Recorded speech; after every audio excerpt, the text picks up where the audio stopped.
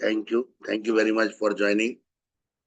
Today, we are celebrating Sri Ramkrishna Paramhans Jayanti, a leader, a guru, a spiritual motivator who made the life of Swami Vivekananda. And I'm proud that from Bengal, Dr. Suparna Sanyal Mukherjee Madam from Bolpur and Dr. Sakat Kumar Basuji from Canada both are going to communicate their sentiments about Sri Ramkrishna Paramhans ji. Thank you very much. This is our AYUSH Samriddhi 1327th webinar. So please stay with us for a new subject. Thank you. So I would like to request Dr. Suparna Sanyal Mukherjee Madam for her valuable blessings. Dr. Suparna Sanyal Mukherjee Madam. Welcome, madam. Thank you very much. Namaskar. Welcome. Namaskar. Thank you very much to all the dignitaries to giving me such an opportunity to say something on this auspicious day, the Ramakrishna Paramahansa Days. But it is not the birthday, but the momentum of his birth. So I would like to say on the topic of teaching learning process of Sri Ramakrishna in 21st century, an enthusiastic ideo-scientific connotation. Sri Ramakrishna was born on 18th February 1836 at Kamarpukur, Hooghly district of West Bengal, India. Full name was Gadadhar Chattopadhyay. The father was Khudiram Chattopadhyay and mother was Chandramani Devi. Ramakrishna was a leading revolutionist of the Hinduism in India. He played a vital role in Hindutva. He influenced Indian history and known as mystic. The term mysticism has derived from the Greek word, and which means that the too close or to conceal. During early modern period, the definition mysticism grew to include a broad range of beliefs and ideologies which related to extraordinary experiences and states of mind. In modern time, mysticism has acquired a very in-depth feeling with the absolute supernaturalism, the infinite, or the God. This limited definition has been applied to a wide range of religious traditions and mysticism and the belief also.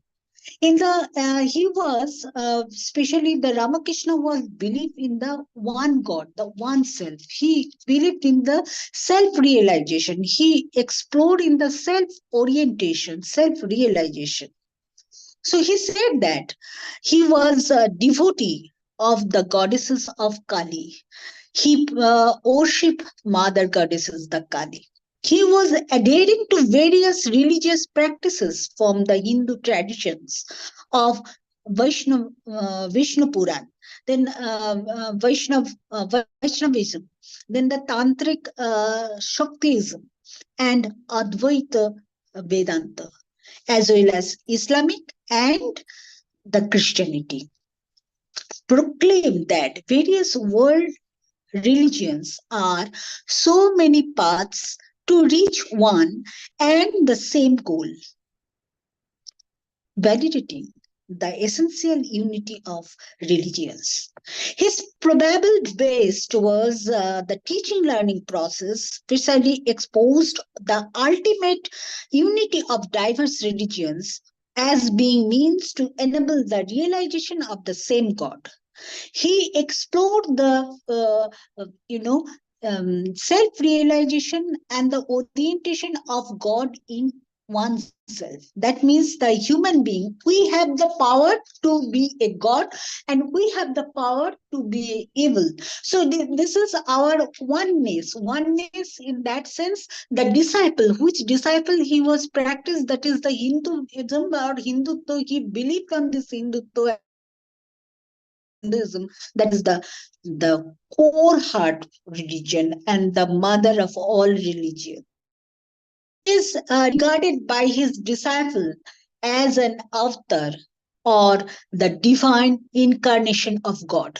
He was worshipped, and he used to be identified as the Thakur, the avatar. He was the chief priest of the Kineshwar Kali temple, which was established by Rani Rashmani. In his religious careers, the guru was, Totapuri, then Vairavi Brahmani, and others. The disciples were Swami Vivekananda, Girish Ghosh, and others. The lifetime honor he achieved, that Paramhansa. He was married Mata Sharoda Devi. Ramakrishna Paramhansu was a teacher of popular appeal, speaking the rustic Bengali with stories and parables. His main teaching was included in God orientation, God realization, God feelings as the harmony of the religions of. He said the Jiva is the Siva. The key concept of Hindutva and the Ramakrishna belief on that, the teaching was included in oneness. He basically believed the existence of oneness and the unity and truth of all religions. So Ramakrishna noted that God realization is the supreme goal of ultimate living beings. Ramakrishna's mystical experiences through different religions led him to teach that various religions are different means to reach absolute knowledge and bliss, and that the different religions cannot express the totality of absolute truth but can express aspects of it. The modern teaching learning process is based on the Ramakrishna religion, Ramakrishna's feeling and the Ramakrishna's method of teaching learning process. That means the all should be the in oneness. The vibe, he has emphasized on the vibe of the teaching learning process. The teacher when they are teaching and the learners, the students when they are learning. So if the teaching learning process is maintaining in the one same platform, that means the realization, if they can, teacher and learner can conjointly in the believe in the same oneness or the God. So God is the ultimate source of life and the being, and he believe in the oneness of teaching and learning methods. So on this auspicious day, I would like to pray on the name of Sri Ramakrishna Paramhansadev, the one Bengali song I would like to offer him and praying for him. ভবসাগর তারণ কারণ হে রবি নন্দন বন্ধন খণ্ডন হে শরণাগত কিঙ্কর মৃত মনে গুরুদেব দয়া কর দীন জনে গুরুদেব দয়া কর দীন জনে গুরুদেব দয়া কর দীন জনে হৃদি কন্দর তামস ভাস্কর হে তুমি বিষ্ণু প্রজাপতি শঙ্কর হে পর পর ব্রহ্ম পরাৎপর বেদ ভনে গুরুদেব দয়া কর দীন জনে গুরুদেব দয়া কর দীন জনে গুরুদেব দয়া কর দীন জনে। নমস্কার। Thank you very much. Great, madam, great. You are an excellent singer also. Please do join on singing day also. Anything. Beautiful rag, laya, everything great. Sakarji, really you have introduced me a jewel. Tomorrow is jewel day. Indeed. She's a very all-rounder and extremely talented academician. Yeah. Great. Thank you. So now I would like to request Dr. Sakat Kumar Vasu. Welcome. Thank you, Dr. Sharma. Once again, thanks for inviting me to this platform. Without much delay, let me get into a little bit into the perspective. First of all, thanks to Professor Suparna Shandal Mukherjee for an excellent deliberation. And on top of that, I would like to mention the song or the prayer she just sang was actually the lyrics and all the song, the tunes and everything was composed by Swami Vivekananda on the Dhruvapada Tal. So this is the prayer that is sung in the Ramkrishna Mission Belud every evening when they do offering to Sri Ramkrishna Vivekananda and Sri Shradha Devi. And it's a part of the cultural ritual in the Ramkrishna Mott and Mission. One important aspect that I would like to highlight is that how Sri Ramakrishna become such an iconic figure, not only as a religious iconic head, but also as one of the greatest philosopher of our time during that particular period. So Sri Ramakrishna's father, his name, his father moved away from his original village to the Kamarhati village where Sri Ramakrishna was born later on, is because the feudal lord at that particular village was forcing him to give false evidence in the court. And because he was a very pious man and he could not lie, he left that particular village with his family. They were extremely poor and they traveled a long distance and accidentally landed on the Kamarhati village, where they started a new life with the local feudal lord helping them to settle down by providing them a little land and other supports that they need. And then Sri Ramakrishna was born. And he was named as his original name was Gadadhar Chattopadhyay. And as little Gadadhar was going up, the Zamindar family that was close by and all the people who was there actually supported his, his growing up, his childhood into his adulthood by whatever support they could give. And he was a very pious and devoted man from the very beginning. More than a religious icon, I consider him to be one of the greatest philosophers of Indian history. Why is that? Because he taught about preaching about religion from a very different perspective.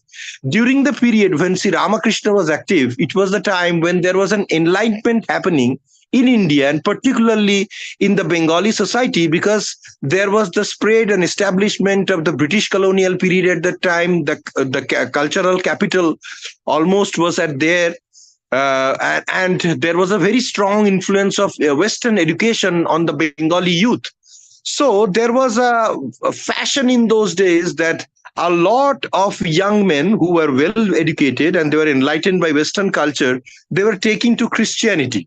And also there was the rise of the Brahma Samaj at that particular time, which was a deviation from the Hinduism, and where they moved away from, but they took the most high scriptures or high values of our Vedic scriptures and transformed them into a new religion, which resulted in a feud with the existing Hindu community. So there was breaking of relation between the Brahmo Samaj.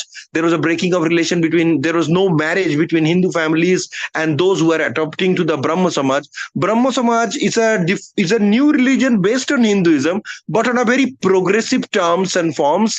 And the Brahmo Samaj encompassed one of the literary giants, artistic giants. It was a beginning of the Bengal Renaissance at that period, and many of the genius, whether in science, whether in literature, whether in classical arts or performing arts that were born, belong to that period, and they were all drawn to the principles of the Brahmo Samaj, which was taken away from Hinduism.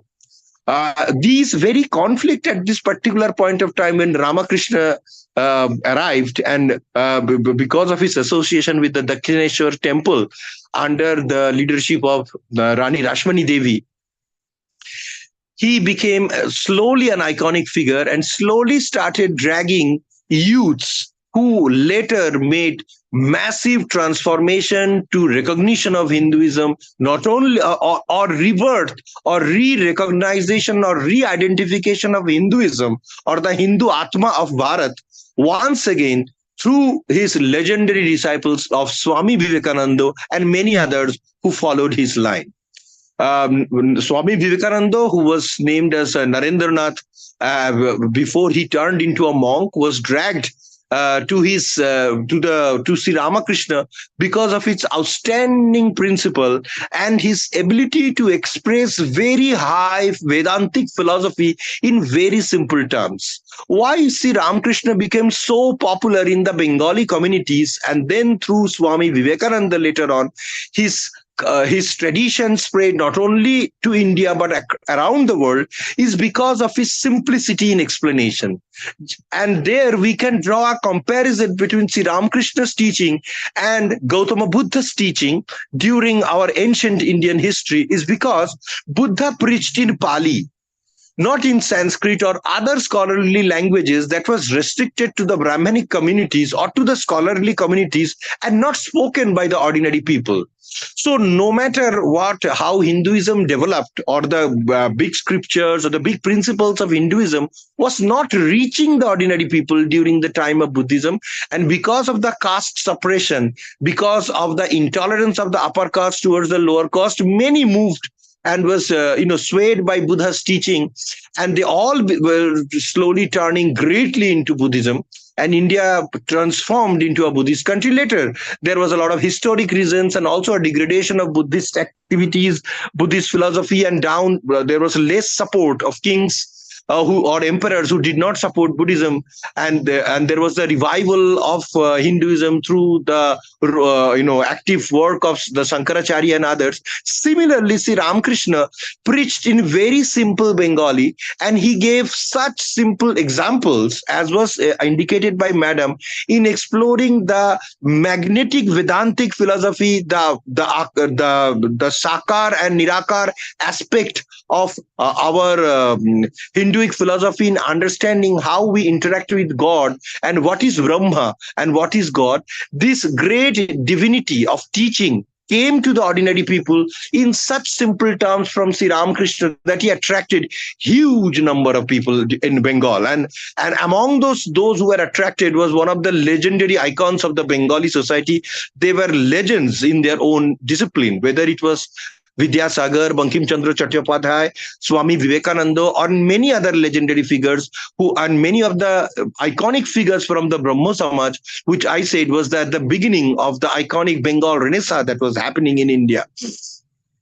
And why is it so simple? As Madam very simply explained, that he explained how you reach God.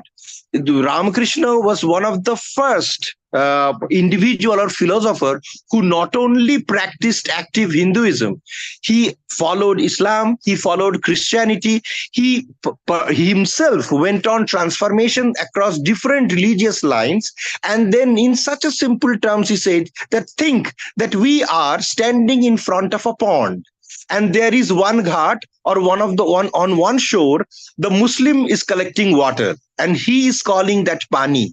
On the other side of the river, a Hindu is collecting water and he is calling it jal. And on the other side, a Christian individual is also collecting that water and he is calling water.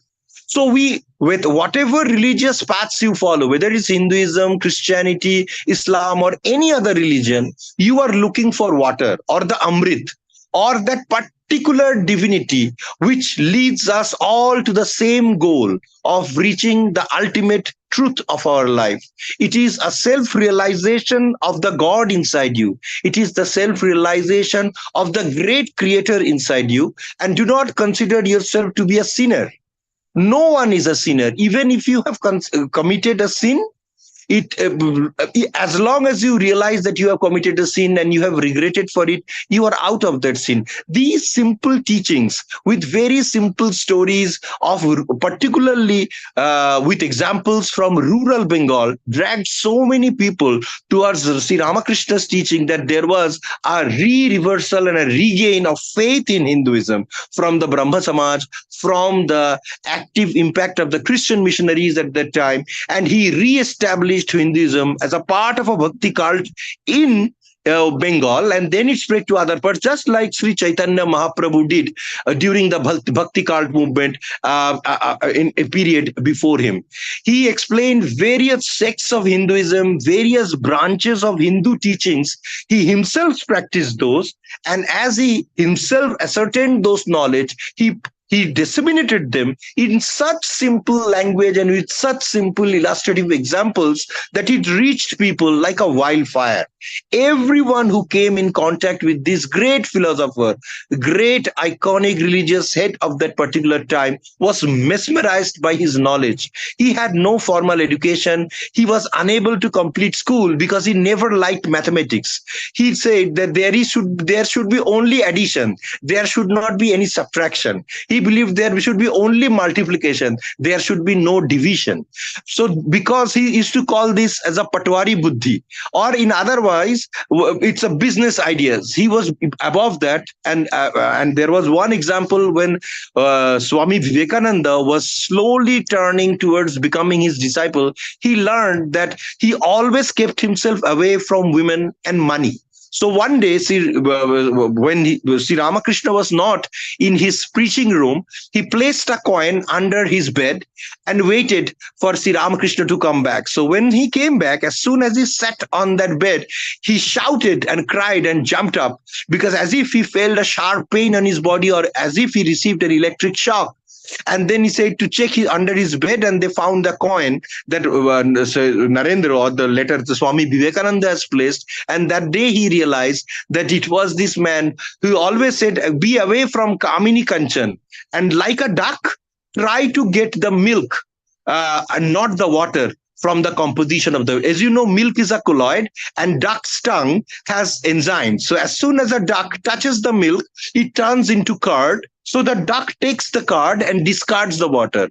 So his example was that this water in the milk is the asar, or the useless part of our cultural or our religious being or our societal being. So he is saying, leave out the immaterial and take the material, real material things in your life, not money, not education, not prestige, not power, not politics, not strength of an empire, but knowing yourself and the ability to survive at the least requirement in your life. We need very little things to survive. We forget that. He preached about very simple living to be happy. And later on, as he started getting sick, he was impacted with throat cancer down the line.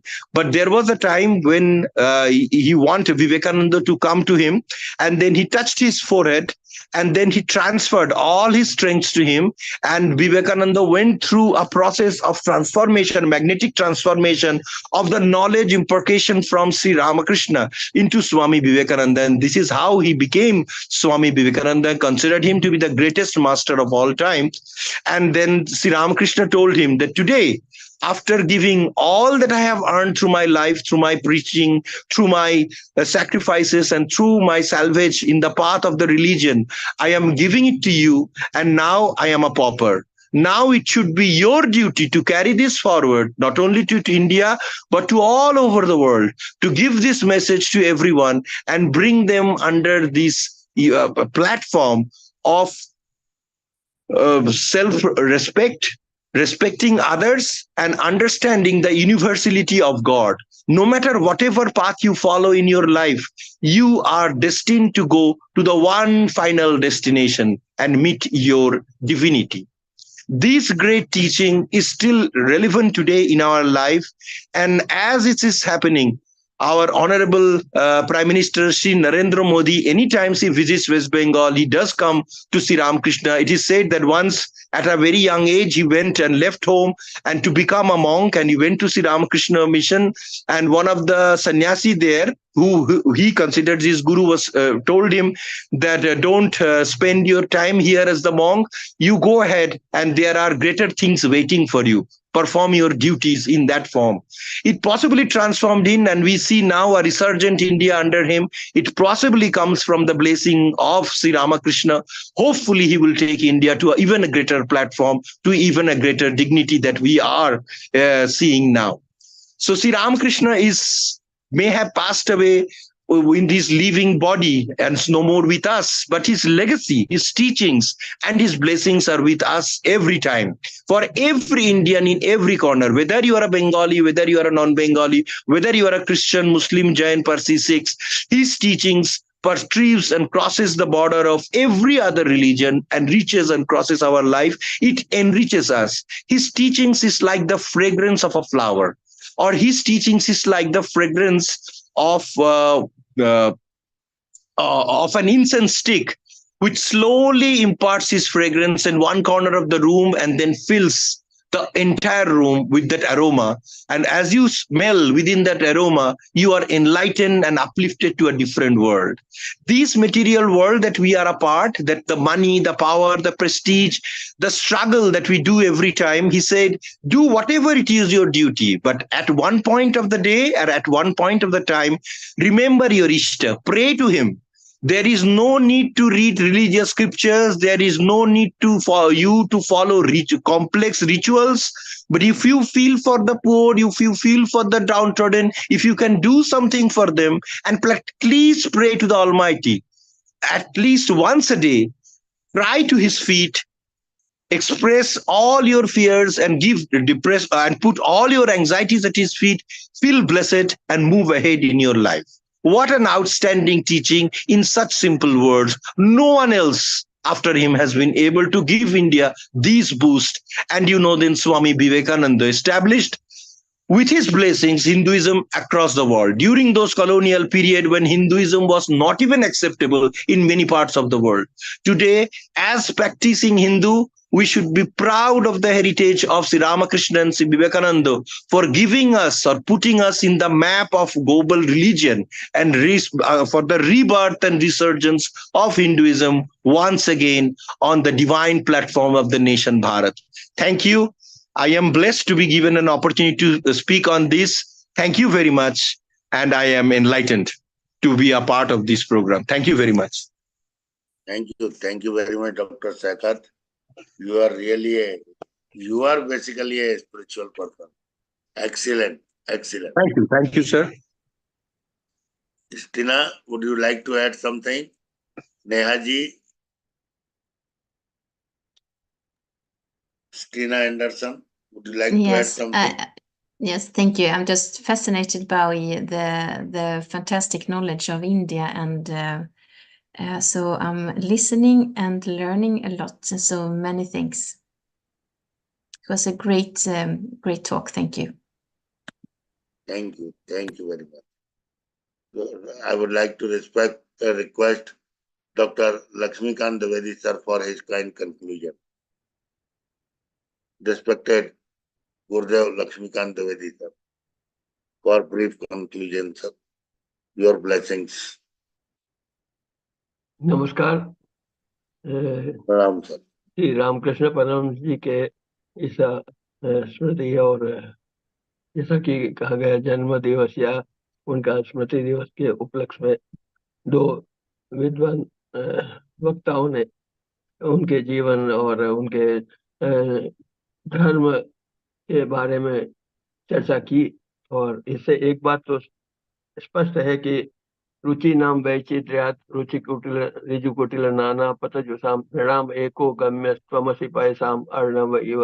तो जैसा शिव महिम्न स्तोत्र में है कि सब विभिन्न मार्ग है, लक्ष्य एक है, और छोटे बड़े टेढ़े मेढ़े सीधे रास्ते हैं, और जो सनातन धर्म है उसमें सभी का समावेश है, और ये सब जितनी भी नदियां हैं सारी समुद्र में आके मिलती है किसी भी नाम से हो, तो उसी आधार पे हमको जीवन में सारे जो कर्म हैं वो इसी जीवन में कर्म क्षय होने पे मोक्ष की तरफ जाएंगे।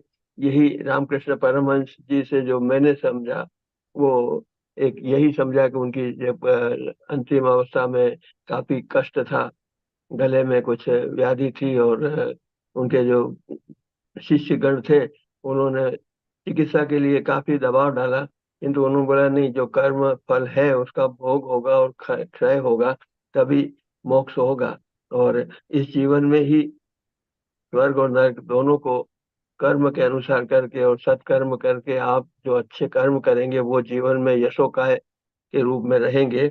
इसी समझ के साथ मैं नमन करता हूँ रामकृष्ण परमहंस जी को और उनके शिष्य स्वामी विवेकानंद जी को भी, और वे काली के परम भक्त थे ये भी समझ में आया, तो आद्या शक्ति जो है उसके लिए समर्पित है। इसी के साथ सभी को साधुवाद, शुभ रात्रि। बहुत बहुत आभार sir. Good night to all. Thank you very much for joining. Tomorrow will be no smoking day. Tomorrow will be health and wellness series, and tomorrow will be 3 webinars at a stretch.